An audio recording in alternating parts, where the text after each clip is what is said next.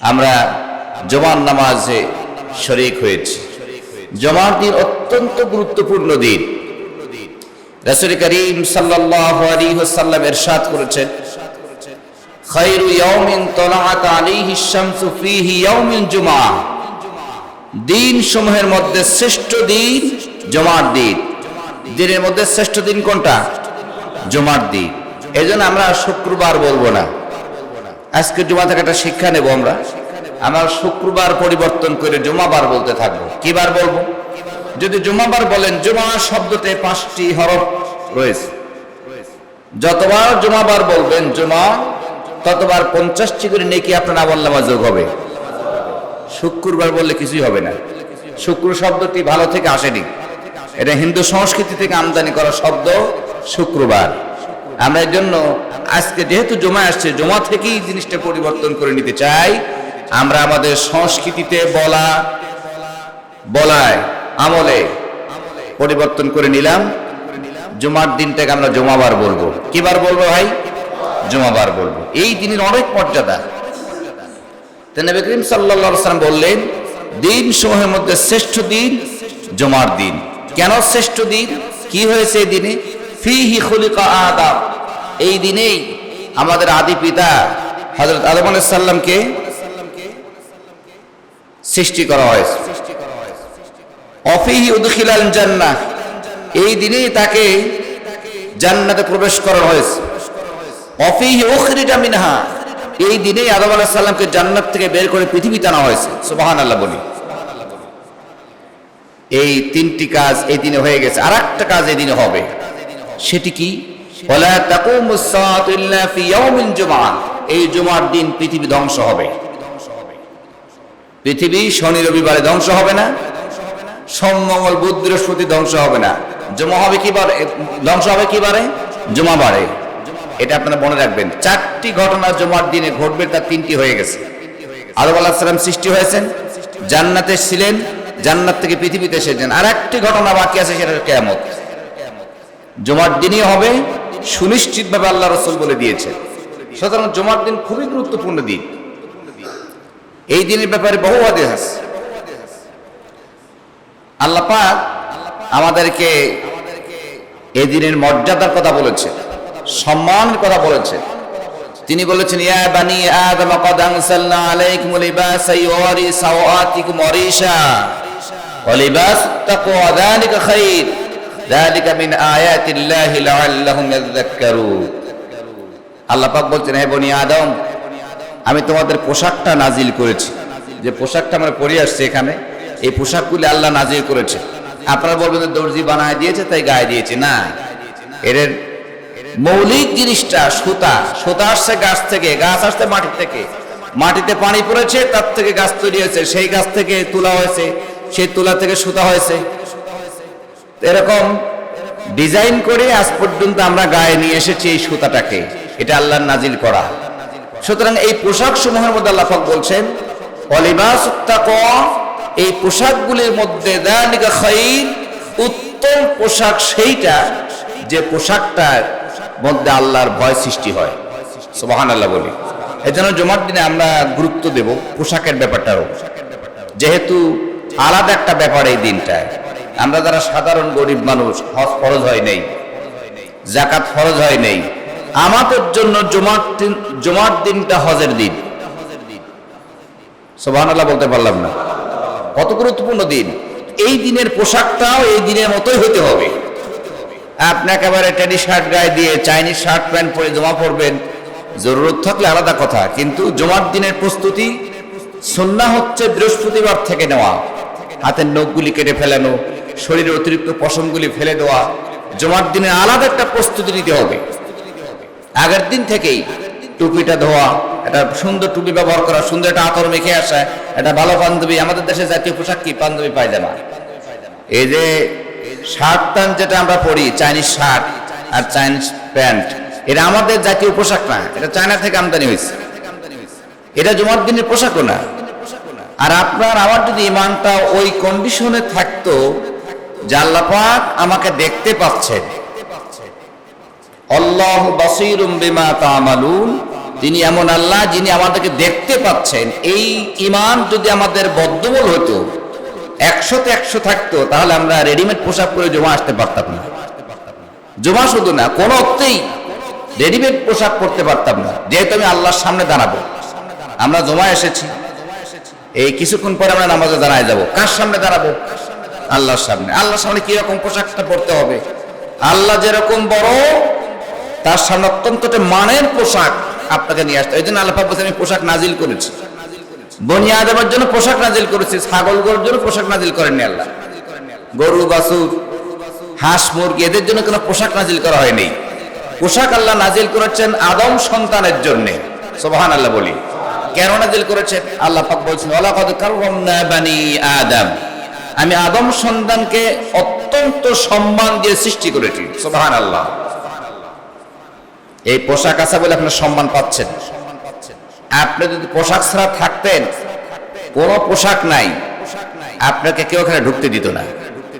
আপনার নাম ঠিকানা সব ঠিক, ভোটার আইডি কার্ড ঠিক, পাসপোর্ট ঠিক, সব ঠিক, আপনার কোনো পোশাক নাই, কোনো লোক আপনাকে ঢুকতে দেবে এখানে? কেউ দেবে না। পোশাক আপনার সম্মান বহন করে নিয়ে আসে। সুতরাং আল্লাহ পাক বলছেন ইয়া বানি আদম ক্বাদ আনসালনা আলাইকুমুল লিবাসাই, হে আদম সন্তান, তোমাদের জন্য পোশাক অবতীর্ণ করেছি, নাজিল করেছি। সুতরাং পোশাকের মধ্যে উত্তম পোশাক সেটাই যে পোশাকটা অত্যন্ত ঢিলে ঢালা সুন্দর, যে পোশাকটা আল্লাহর ভয় সৃষ্টি হয়, এই পোশাকটা পরে উত্তম। তো এগুলি গেল জমার ব্যাপারে কথা। যে জমার দিন আমি আগে বললাম যে আল্লাহ পাক 4টি ঘটনা ঘটাবেন, 3টি হয়ে গেছে। কয়টা হয়ে গেছে? 3টি। একটা ঘটনা বাকি আছে, সেটা কিয়ামত। কিয়ামত কিন্তু খুব বেশি দেরি নেই।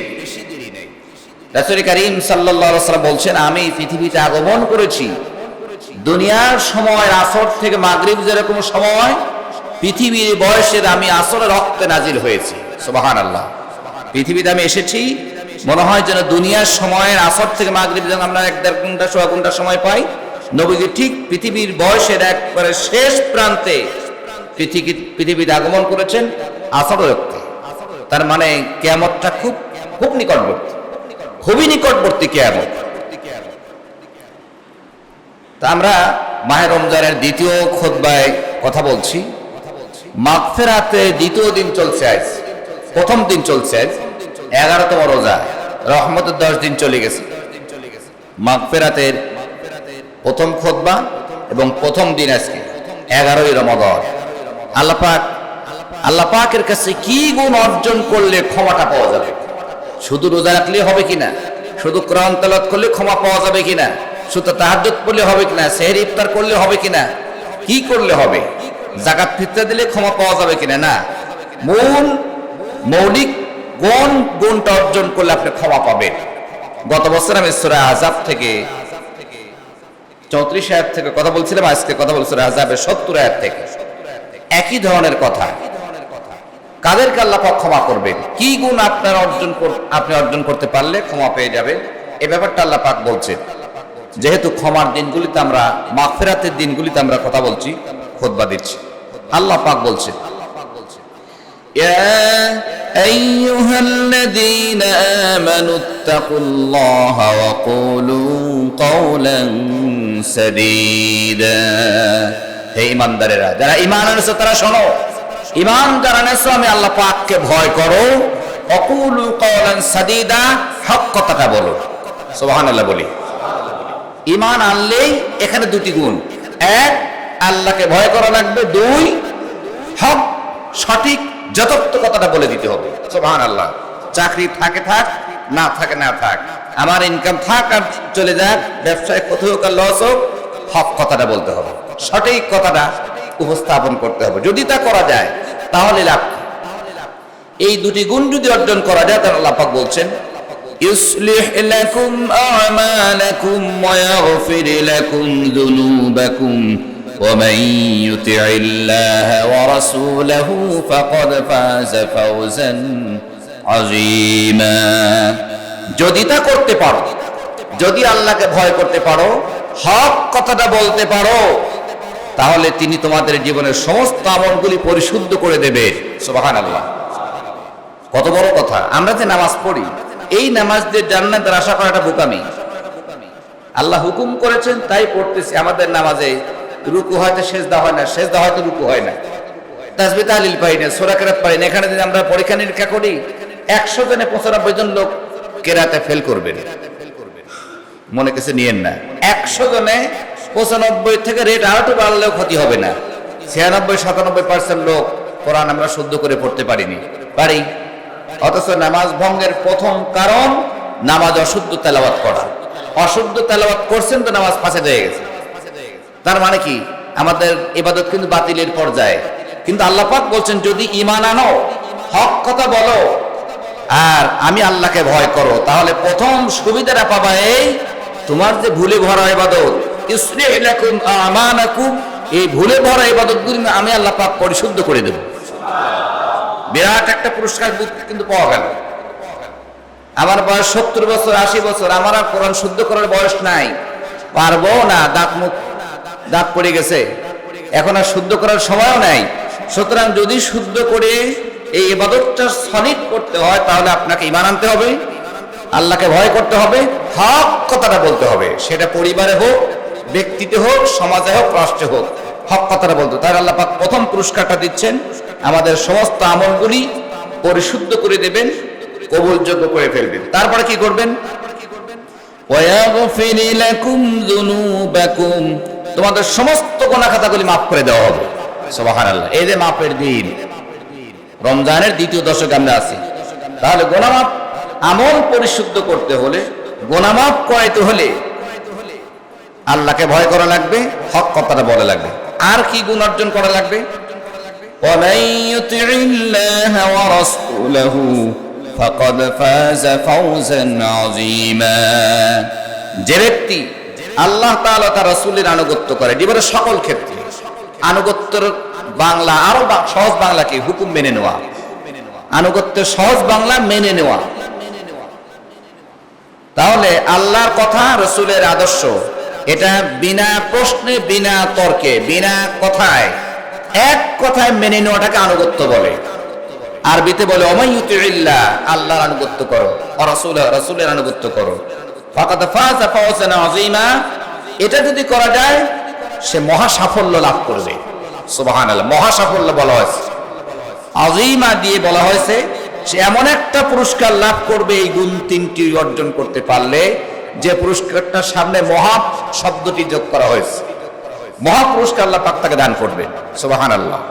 গুণ তিনটি, গুণ তিনটি, আর 71 নম্বর আয়াতে দুটি, 70 নম্বর আয়াতে 3টি গুণ অর্জন করতে বলা হয়েছে। আল্লাহর প্রতি ঈমান, আল্লাহকে ভয় করা, হক কথাটা বলা। 71 নম্বর আয়াতে বলা হয়েছে জীবনের সকল ক্ষেত্রে আল্লাহ এবং রাসূলের আনুগত্য করা। এই 4টি গুণ অর্জন করতে পারলে আমরা, আমাদের ইবাদতগুলি পরিশুদ্ধ হবে, আমাদের গুনাহ খাতা মাফ হবে, আল্লাহ পাক মহা পুরস্কার দান করবে। তাহলে আমরা যে গুনাহ মাফের অবস্থানে আছি, রোজাও রাখবো, মিথ্যে কথা বলবো, ওজনও কম দেবো, খাদ্য ভেজাল দেবো, 1 নম্বর 2 নম্বর 3 নম্বর মাল সাজায় রাখবো, তাহলে তো এই কন্ডিশনে যাওয়া যাবে না। হক কথাটা বলা লাগবে। সকল দিক থেকে আপনাকে পরিশুদ্ধ হইতে হবে। রোজার যে আয়াতটা, এখানে এই একই শব্দ ব্যবহার করা হয়েছে। কি বলা হয়েছে সেখানে? ইয়া আইয়ুহাল্লাযীনা আমানু কুতিবা আলাইকুমুস সিয়ামু কামা কুতিবা আলাল্লাযীনা মিন ক্বাবলিকুম লাআল্লাকুম তাত্তাকুন। এখানে ওয়াত্তাকুল্লাহ বলা হয়েছে, ওখানে তাত্তাকুন বলা আছে। মাদ্দা একই, মূল ধাতু একই। ওয়া কফ ইয়া, অকিউন থেকে তাকওয়া। এই তাকওয়া শব্দের অর্থ হচ্ছে বেঁচে থাকা, আত্মরক্ষা করা, পাপ থেকে, পাপাচার থেকে, অন্যায় থেকে নিজেকে আত্মরক্ষা করাটাকে বলা হয় তাকওয়া, অকিউন। যেমন আমরা বলি মোনাজাতের মধ্যে, রব্বানা আতিনা ফিদ দুনিয়া হাসানাতাও ওয়া ফিল আখিরাতি হাসানাতাও ওয়া কিনা আযাবান নার। অকিনা, অকিউন, অকিনা। আয় আল্লাহ আমাদেরকে জাহান্নামের আগুন থেকে বাঁচাও। জোরে বলি আমিন। আমরা পাপ থেকে বাঁচতে চাই রোজা রেখে, হক কথা বলে, সঠিক কথা বলে, আল্লাহকে ভয় করে। সুবহানাল্লাহ বলি। আল্লাহ পাক বলছেন আমি তোমাদের উপর রমজানের বিধানকে ফরজ করে দিয়েছি, তোমাদের পূর্ববর্তীদের উপর ফরজ করে দিয়েছিলাম। কেন করেছি?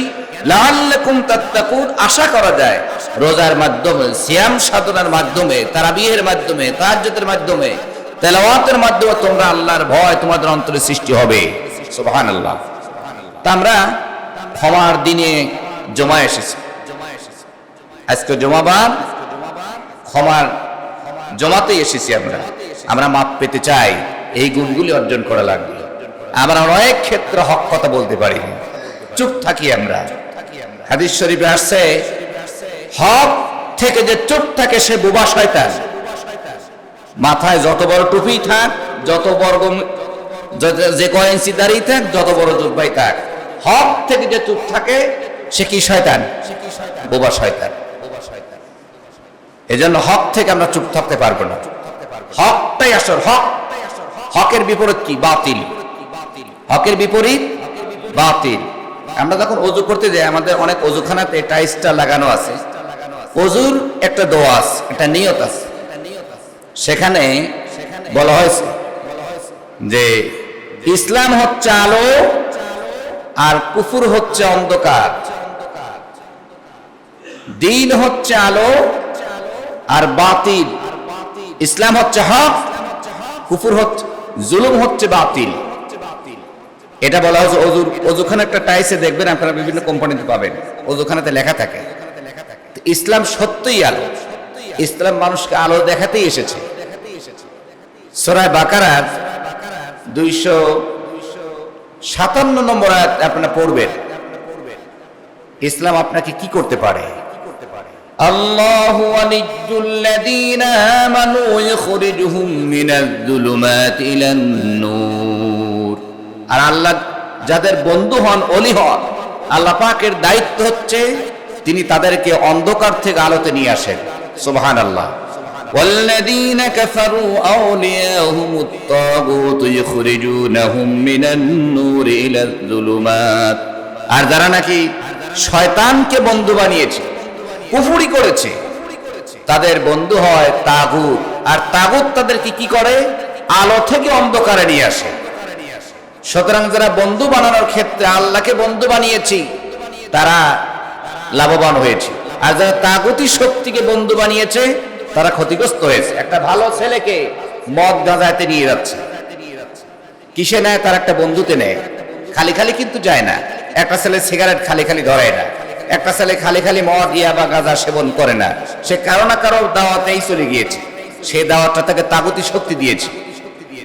আর আল্লাহ যাদের বন্ধু হন, আল্লাহ পাক তাদের বন্ধু হয়ে কি করেন? অন্ধকার থেকে আলোতে নিয়ে আসেন। সুবহানাল্লাহ বলি। ইসলামের দাওয়াতটাই আলোকবর্তিকা। আর তাগুত একটি শক্তিকে বলা হয়। ফেরাউন একটি তাগুতি শক্তি ছিল। এর জন্য ঈমান আনার ক্ষেত্রে, এই যে ঈমানদারের কথা আল্লাহ পাক বলছেন যে ঈমান আনো, আল্লাহকে ভয় করো, হক কথাটা বলো, মাপ পেয়ে যাবা, আমলগুলি পরিশুদ্ধ হয়ে যাবে। ঈমান আনার ক্ষেত্রে শর্ত আছে। আয়াতুল কুরসির পরের আয়াতটা পড়ে দেখবেন, ফামান ইয়াকফুরু বিত-তাগুত ওয়া ইউমিন বিল্লাহ। ঈমান আনো, আগে তাগুতকে অস্বীকার করো, তারপরে আল্লাহর প্রতি ঈমান আনো। তাগুতকেও ভালোবাসবেন, আল্লাহর প্রতি ঈমান আনবেন। এই ঈমান দিয়ে 100 লাখ বার জিকির করেও ঈমান পরিপূর্ণ হয় না। আমাদের দেশে বিভিন্ন খানকায়, পীর সাহেবের দরবারে একবার দুইবার না, কালমা পড়া হয় 100 লাখ বার। তেঁতুলের বিচি দিয়ে বা বুট এগুলি দিয়ে 1,25,000 গুণি নেয় বা 1,000 গুণি নেয়, একেবারে লাইন ধরে পড়তেছে, 100 লাখ বার কালমা পড়তেছে, তাও ঈমান আসে না। এতবার তো কালমা পড়ার কথা নাই, ঈমান আসতেছে না কেন? সে শর্ত পূরণ করে নেই। শর্তটা কি? ফামান ইয়াকফুরু বিত-তাগুত, ইসলাম বিরোধী শক্তিকে আগে অস্বীকার করো, ওয়া ইউমিন বিল্লাহ, তারপর আল্লাহ প্রতি ঈমান আনো। সুবহানাল্লাহ বলি। তাগুত আপনি বুঝবেন কি করে? তাগুত বোঝার বড় প্রমাণ হচ্ছে আল্লাহর কোরআন। এই কোরআন প্রতিষ্ঠার কাজে আপনি আগান, যে গোষ্ঠীটা বাধা দেবে এটাই তাগুতি শক্তি। কি শক্তি? তাগুতি শক্তি। মাহে রমজানে গুনাহ মাফ পেতে চাই, এই জায়গাগুলি আমাদের চিনতে হবে। ঈমান আনার জায়গাটা চিনে ফেলতে হবে। তো কালমা আপনি পড়লেন, ঈমান আনলেন, তাগুতকে অস্বীকার করার পর আপনাকে ঈমান আনতে হবে। আবু জেহেল বুঝে শুনেই কালমা পড়ে নেই, কারণ সে ছিল তাগুতি শক্তি। ওমর রাদিয়াল্লাহু তাআলা বুঝে শুনেই কালেমা পড়েছে, সুবহানাল্লাহ বলি। আবু বকর সিদ্দিক রাদিয়াল্লাহু তাআলা বুঝে শুনেই কালেমা পড়েছে, আর তাগুতি শক্তির পিছনে যান নাই, বয়কট করেছে। অনেক নির্যাতন বেলাল রাদিয়াল্লাহু তাআলাকে সহ্য করতে হয়েছে। কেন হয়েছে? তারা উমাইয়া বিন খালফকে তারা অস্বীকার করেছে, তখনকার তার বনিব ছিল। আজকে আমরাও যদি তাগুতি শক্তিকে অস্বীকার করে ঈমান আনতে পারতাম, এত মানুষ লাগতো না। 313 জন ইমানদার হলে এই দেশ ঠান্ডা হয়ে যেত, সুবহানাল্লাহ বলি। কিন্তু লক্ষ লক্ষ টুপিওয়ালা মানুষ থাকার পরেও তাগুতি শক্তি বাহাবা দিয়ে চলে যাচ্ছে। কেন? আমাদের ঈমান আনার ক্ষেত্রে ভুল হয়ে গেছে, আমরা তাগুতকে অস্বীকার করতে পারিনি। এজন্য ঈমান আনার শর্ত নবীজি 3টি দিয়েছে: তাসদীক বিল জিনান, ইকরার বিল লিসান, আমালু বিল আরকান। ঈমান আনতে হলে 3টি শর্ত পূরণ করতে হবে আপনাকে। কয়টা শর্ত? 3টি।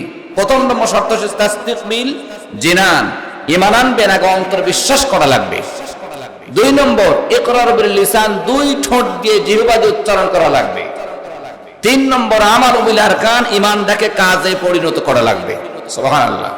শুধু কালমা পড়বেন মসজিদে বসে বসে, আর বাইরে যা খুশি তাই করবেন, তা হবে না। বিশ্বাসের ভিত্তিতে কালেমা পড়া লাগবে, সেই কালেমাটাকে আবার জমিনে বাস্তবায়ন করতে পারলেই আপনার ঈমান আনা হলো। লাখ লাখ বার কালেমা পড়া লাগবে না। তো আল্লাহ পাক বলছেন, এই ঈমানদারদেরকে, তোমরা যারা ঈমান এনেছো, আমি আল্লাহকে ভয় করো আর হক সঠিক যথার্থ কথাটা বলো, তাহলেই আমি তোমাদের আমলগুলি পরিশুদ্ধ করব, তোমাদের গুনাহ খাতা মাফ করে দেব। আর তোমরা যদি আল্লাহ এবং রাসূলের আনুগত্য জীবনের সকল ক্ষেত্রে করতে পারো, মহা পুরস্কার তোমাদেরকে আমি দান করব। সুবহানাল্লাহ। মহা পুরস্কার তিনি দান করবেন। কত বড় পুরস্কার তিনি দান করবেন! সূরা আলে ইমরানে আমরা পড়েছি, শিহাবের তেলাওয়াত ছিল সেখানে। আল্লাহ পাক সেখানে পুরস্কারের ধরনটা বলেছেন। সূরা হাদীদেও বলেছে যে রোজাদারদেরকে কত বড় পুরস্কার তিনি দেবেন। জান্নাতের 8টা গেট থাকবে, এই 8টা গেটের একটা গেটের নাম থাকবে রাইয়ান। জান্নাত কিন্তু মূলত একটাই, এক একটা স্তর। 8টা গেট থাকবে, 8 ধরনের ইবাদতকারীকে আল্লাহ পাক প্রবেশ করাবেন। সুবহানাল্লাহ। আবার জাহান্নাম কিন্তু 7টা না, জাহান্নাম একটাই, তার 7টা গেট থাকবে, এক এক পাপিষ্ঠদের জন্য এক একটা গেট। আমার কাছে বই আছে ব্যাপারে। তো যাই হোক, আল্লাহ পাক সেখানে এই মোমেনদের পুরস্কারের সাইজটা বলেছে, ওয়াসারিউ ইলা মাগফিরাতিম মির রাব্বিকুম ওয়া জান্নাতিন আরদুহাস সামাওয়াতু ওয়াল আরদ উইদ্দাত লিল মুত্তাকিন। মুমিনেরা দৌড়াও, অগ্রসর হও, ধাবমান হও তোমার আল্লাহর দিকে, ওই আল্লাহর দিকে যিনি ক্ষমা করেন আর ওই জান্নাতটা তিনি দান করবেন, যে জান্নাতের সাইজ এরিয়া আকাশ আর জমিনের সমান। এত বড় একটা জান্নাত তিনি দান করবেন কাদের জন্য? উইদ্দাত লিল মুত্তাকিন, যারা মুত্তাকি। এই যে রোজার ব্যাপারে আসছে, লাআল্লাকুম তাত্তাকুন, যারা মুত্তাকি, যারা আল্লাহকে ভয় করে, যারা পাপ থেকে নিজেকে আত্মরক্ষা করে, তাদের জন্য এই জান্নাত আল্লাহ পাক আগে থেকে উইদ্দাত রেডি করে রেখেছেন। সুবহানাল্লাহ। বিরাট একটা জান্নাত আল্লাহ পাক দান করবে। গত পরশুদিন আমি একটা বইতে দেখছি যে আকাশের সাইজ আর জমিনের সাইজ, জমিন কত বড় আমরা তো এখন মাপজোক করতে পারিনি। এই জান্নাতের প্রতি যদি আপনার ঈমান থাকতো, আমার ঈমান থাকতো পরিপূর্ণ, তাহলে সামান্য দুনিয়ার লোভ লালসায় আমরা জান্নাতটাকে দুর্বল করতে পারতাম না। আমরা জান্নাতটা বিশ্বাস করি, মসজিদে আসলে, বেরিয়ে গেলে আর করিনি। তখন আর বিশ্বাস থাকে না, তখন ব্যবসা বাণিজ্য ন্যায় অন্যায় থাকে না, ডাইন বাম করে ফেলি তখন। কারণ কি? আমার ইমানটা মসজিদে যা ছিল, মসজিদ থেকে বেরিয়ে তা নাই, কচু পাতার পানির মতো হয়ে যায় ইমানটা। এই আছে, এই নাই। তো আল্লাহ পাক বলছেন, আমি এরকম একটা জান্নাত দেব যে জান্নাতটা আকাশ আর জমিনের সমান। আকাশটা কত বড়, কি বিশাল আকাশ আল্লাহ পাক সৃষ্টি করেছেন। জান্নাতটা মাপেন আকাশটা দিয়ে, এই পৃথিবীটা দিয়ে জান্নাতটা মাপেন। আল্লাহ পাক বলছেন, আমি আকাশ আর জমিনের সমান জান্নাতটা দেব। এই পৃথিবীটা আকাশের তুলনায়, সূর্যের তুলনায় 13 লক্ষ গুণ ছোট। সূর্য আমাদের থেকে কত লক্ষ গুণ বড়? 13 লক্ষ গুণ বড়। ওই বইটাতে লেখা হয়েছে, গতকাল দেখছি, পরশুদিনে দেখছি, যে সূর্যকে ধারণ করতে পারে এরকম 33 কোটি ঢুকতে পারে একটা তারকার মধ্যে, আকাশে আছে। সুবহানাল্লাহ। একটা তারকা ব্যাটেলস তার নাম, এই তারকার মধ্যে এরকম 33 কোটি সূর্য একবার ঢুকে পড়বে। ওরা কিন্তু ব্ল্যাক হোল না, আবার এটা ব্যাটেলস, ব্ল্যাক হোল আরো বড়। তাহলে এই তারকাগুলি আকাশে আছে, সূর্যটাও আকাশে আছে। তাহলে এই আকাশ আর এই জমিন এর চাইতে বড় বা এর সমতুল্য একটা জান্নাত আল্লাহ পাক আপনাকে দান করবেন। সুবহানাল্লাহ। গুণ কি? আল্লাহকে ভয় করা। আল্লাহকে কি করা? ভয় করা, হক কথাটা বলা আর ঈমান আনা। এই গুণগুলি অর্জন করতে পারলে এই পুরস্কারটা পাওয়া যাবে। এই জন্য পুরস্কার আল্লাহ পাক বলছেন, ফাকাদ ফাযা ফাওজান আযীমা, আমি তাদের জন্য এক মহা সাফল্য দান করব, মহা পুরস্কার দেব। কে দুনিয়াতে মহা পুরস্কার দিতে পারে না? কেউ পারে না। তা আল্লাহ পাক এভাবে করে রোজাদারদের সামনে এই কথাগুলি তিনি বলছেন, সিয়াম সাধনা করো, আশা করা যায় সিয়ামের মাধ্যমে তোমরা আল্লাহর ভয় সৃষ্টি তোমাদের অন্তর হইতে পারে। আল্লাহ পাক লাআল্লাকুম শব্দ দিয়েছেন, আশা করা যায় যদি তোমরা যথার্থ রোজা আদায় করতে পারো, আশা করা যায় তোমরা মুত্তাকি হতে পারবে। সেজন্য আসুন, জুমার দিনের মর্যাদা দিনে আমরা খুতবা শুরু করে দিয়েছি। এই জুমার দিন আর দুটি খুতবা আমরা পাবো, দুটি খুতবা পাবো। গত জুমাতে আমি বলেছি, মূল কথাটা হচ্ছে রোজার মাসের যত মর্যাদা বৃদ্ধি হয়েছে, সমস্ত মর্যাদার মূল কেন্দ্রবিন্দু আল্লাহর কোরআন। আল্লাহর কি? এই কোরআন। এই কোরআনের কারণেই আল্লাহ পাক রোজার মর্যাদা বাড়িয়েছেন, তেলাওয়াতের মর্যাদা বাড়িয়েছেন, তারপরে জিকির আজকারের মর্যাদা বাড়িয়েছেন, তারাবিহের মর্যাদা বাড়িয়েছেন, নফলের মর্যাদা বাড়িয়েছেন, ফরজের মর্যাদা বাড়িয়েছেন, ইফতারের মর্যাদা বাড়িয়েছেন, সেহরির মর্যাদা বাড়িয়েছেন। সকল মর্যাদা বৃদ্ধি হয়েছে রোজার মাসের এই কোরআনের কারণে। কিসের কারণে? কোরআনের। সুতরাং কোরআনের কাছে আসতে হবে। কোরআন বাদ দিয়ে যদি আমি ছোট মুখে বড় কথা বলে যাই, কোরআনের কাছে আসবেন না, বিরোধিতা করবেন, কোরআনের আইন মানবেন না, রোজা রাখবেন, যদি 100 বছর রোজা রাখেন, ওই রোজা দিয়ে বেহেশত পাওয়া যাবে না, ওই রোজা দিয়ে জান্নাত পাওয়া যাবে। কারণ মূল কেন্দ্রবিন্দু কোরআন। কোরআন নাজিলের কারণে রোজার মাসের মর্যাদা। সেই কোরআন যদি আপনি না মানেন, তো রোজা একটু জান্নাতের গন্ধ পাওয়া যাবে না। এর কারণেই রোজার মর্যাদা বাড়ছে। সুতরাং আসুন, আমরা কোরআন কেন্দ্রিক ব্যক্তি, পরিবার, সমাজ, রাষ্ট্র গঠন করতে চেষ্টা করি। চেষ্টা করে কোনো দোষ নাই, চেষ্টা করি। না পারলাম, আমি মরে গেলাম, আপনি মরে গেলেন, চেষ্টাটাই আল্লাহ পাক দেখবে। নূহ আলাইহিস সালাম 950 বছর নবুয়তের দায়িত্ব পালন করেছে, নিজের একখান ছেলেও ঈমান আনে নেই। গত পরশুদিন আমরা সম্ভবত সেটা তেলাওয়াত করছি, নিজের ছেলে কেনানও ঈমান আনে নাই, তাতে তার নবুয়তে কিছু হয়নি, নবুয়তের কোনো ঘাটতি হয়নি। আল্লাহ পাক তাকে মাফ করে দিয়েছে। সুবহানাল্লাহ। ছেলে কিন্তু ধ্বংস হয়ে গেছে। এই জন্য আমরা কোরআনের দাওয়াত দিয়ে যাব ব্যক্তিতে, পরিবার, সমাজ, রাষ্ট্রে। কেউ মানে মানুক, না মানে না মানুক, আমি বেঁচে যাব। আপনাকে বাঁচতে হলে কোরআনের দাওয়াত দিতে হবে। আমাদের একজন জিডি স্যার ছিলেন, শাহিদুল ইসলাম, রাজবাড়িতে, বাড়ি কুষ্টিয়ায়। উনি বলতেন যে এই কোরআনের এত প্রচার কেমনে হয়েছে? সরকার তো প্রচার করে না, ব্যক্তিতে ব্যক্তিতে কোরআন এত প্রচার কেমনে হলো? তার কারণ রাসূলের একটি হাদিস আসছে, বাল্লিগু আন্নি ওয়ালাউ আয়া, আমার পক্ষ থেকে এতটুকু জানলে আরেকজনকে জানায় দাও। এই যে দাওয়াত, এই যে কথাটা, হাদিসটা, এই জন্য যে যতটুকু জানে সে ততটুকু আরেকজনকে জানায় দেয়। এই জন্য কোরআনের বিরাট প্রচার হয়ে গিয়েছে। সুবহানাল্লাহ। সারা পৃথিবীতে কোরআনের মধ্যে এত পুস্তক, এত বই, এত কিতাব আর পৃথিবীতে নাই কোথাও। কোরআনের মতো এত বাইন্ডিং কিতাব আর দুনিয়াতে নাই। মদিনাতে একটা প্রেস আছে, যে প্রেসটায় প্রতি ঘন্টায় 6000 কোরআন শরীফ বের হয়ে আসে, প্রতি ঘন্টায়। তাহলে 24 ঘন্টায় কত? রাত দিন চলে ওই প্রেসটায়, প্রতি ঘন্টায় বেরিয়ে আসতেছে। একটা কোরআন শরীফ আছে এখানে, এগুলি বেরিয়ে আসতেছে, সারা পৃথিবীতে তারা ছড়ায় দিচ্ছে। এই জন্য আপনার আমার দায়িত্ব কোরআনের দাওয়াত দিয়ে যাওয়া। ব্যক্তিতে দেবেন, পরিবারে দেবেন, সমাজে, রাষ্ট্রেও দেবেন। যার যেখানে ক্ষমতা আছে কোরআনের দাওয়াত দিয়ে গেলেই আমরা মহাবিপদ থেকে বেঁচে যাব। মহা সফলতা আল্লাহ পাক আমাদেরকে দান করবেন। মাহে রমজানে আল্লাহ পাক যেন আমাদের সবাইকে রমজানের ওসিলায়, কোরআন নাজিলের ওসিলায় আমাদের সকলকে ক্ষমা করে দিন। জোরে বলি আমিন।